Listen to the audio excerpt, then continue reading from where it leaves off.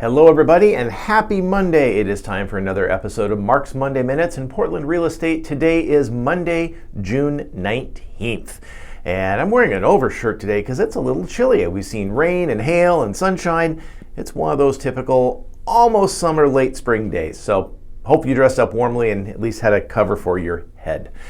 All right, I'm also wearing my Ferrari sweatshirt because this weekend, if you don't know already, Formula E racing at PIR, Portland International Raceway. This is the only stop for Formula E in the United States. This is the stop this weekend out at PIR. Saturday afternoon is the race. If you don't have tickets, go get some tickets. This is literally an international event here in Portland. Go check it out. I'm, of course, going to be rooting for Maserati, and they scored an amazing win a couple weeks ago. Looking for them to hopefully get two back-to-back in Formula E, Formula Electric. It was the first time Maserati's won in 50 years of racing.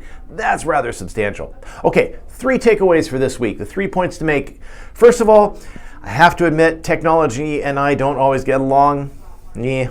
Second of all, 2002 versus 2023 in June. Let's do a little comparison between the two. And number 3, of course, the question is, where might prices go in the remainder of 2023?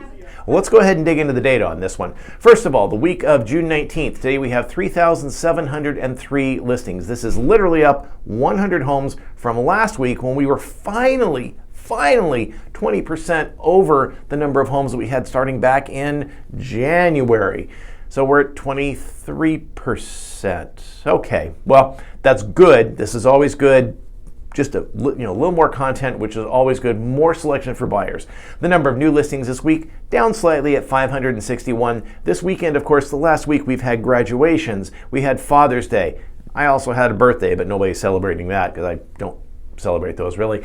But Father's Day and graduation, likely the number of homes available dipped a little bit as sellers probably weren't ready to put their homes in the market during this week. I'm sure we'll see a bump this next week before the 4th of July holiday. The number of pending homes this week, 524, down about 60 homes from the week before then, but these are still 2 of the highest numbers we've seen all year. So buyer activity and listing activity are both continuing to ramp up this time of the year. The number of pending homes, 524, I just said that, and the number of sold homes, 378 homes. These are the homes that went under contract roughly 4 to 5 weeks ago.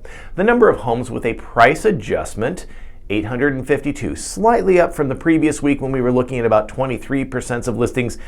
As the number of listings grow, these are the homes that just haven't quite sold the first weekend. This is good. They're just trying that price adjustment to see if they can make a little difference, a little more attention for buyers, just like dangling that bait in the water, see if you get a fish to come up and bite. The number of coming soon homes has bumped up to 50, so we know there's homes coming out there. Again, I suspect they'll hit the market this week between Father's Day and before 4th of July weekend because that's the better time to do it. No one really likes to put their home on the market on a holiday weekend. It's just not practical. Number of sold homes in the last month, 1,772 holding along. We are just still looking rock solid at what is considered to be 2 months of inventory. Has been this way now for 5th week in a row. All right, the number of active 4-car garage listings, there are 118, 36 of which are under $1 million, those affordable garage homes that we talk about here on this station. There are 4 new homes this week with a 4-car garage, 2 of which are under $1 million, so 2 above, 2 below. The number of pending homes this last week, 3, 1 of which is under $1 million, so 2 are in $1 million. So those $1 million homes are still carrying forward, just not as quickly. That's okay. The number of sold homes in the last week, 8, 5 of which were under $1 million. So good deal on those 5 buyers who got hopefully a good deal on a nicer home with an awesome garage, or 4. The number of homes sold in the last month, 25 with a 4-car garage or larger, of which 14 had a 4-car garage.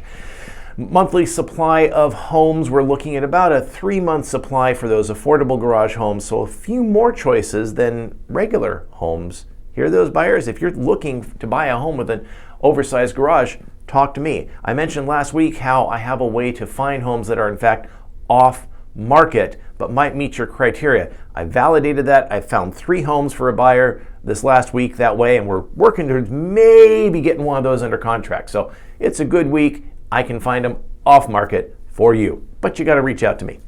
All right, those 3 takeaways. Well, as I said, technology and I don't always get along. My intention was to have these wonderful graphs on the screen with all these numbers that I track. Well, I'm still working on that. We're going to push that off to next week. Just, again, me, technology, the gray hair showing, I know. Second point, comparing 2002 to 2023 in June. Last year at this time was when we crossed 5.5% mortgage rates. Interest rates were on their way up with various uncertainty in the market last year. And it was at this point that all of a sudden buyer activity just started to drop off. Of course, we had had such a frenetic, crazy, multiple offers situation in the spring, especially in March and April. It was just off the charts. It slowed down. Well, it's kind of like if you're doing 130 miles an hour, anything you reduce is slowing down technically to 100 miles an hour. And we talked about that last year at that time. The buyer activity dropped and inventory rose. Now, in 2023, we are still sitting at 7% interest rates for mortgages. Yeah, they've been sitting there for 4 months. They've been babbling along. But what's happening is buyers are still reacting. We have noticed that there is still a strong seller's market. Other than about 2 weeks, the buyers sort of had a slight advantage. It is still strongly in the seller's favor, and buyers are still continuing to look. Again, both slight number of new homes on the market as well as the number of pending homes are still strong out there. So in certain neighborhoods in particular, if you're looking in West Lynn, it's going to sell the first weekend. Across Portland right now, we're seeing about 21 to 22% of the new homes in the market sell that first weekend. Outside of that, it's not unheard of for them to sell the second weekend absolutely for full price. Now, finally, third point is median prices usually peak in June of the year. They usually ramp up, peak in June, and then drop. And we talk about taking an average or a median of that whole year. This year, we think the demand's going to get pushed off a little bit later. Again, we've had fewer listings come to market, and therefore, as they continue to come up, buyers will still continue to purchase. We think that price peak's going to continue a little bit longer, possibly into the middle of July, middle third, fourth week of July. We will see, because it's still strong buyer demand. And if anything happens to interest rates, if mortgage rates drop just a little, I think the buyers will push it up a little, push those rates up, push those purchases up slightly higher. Well, that's my 3 points for this week to take away.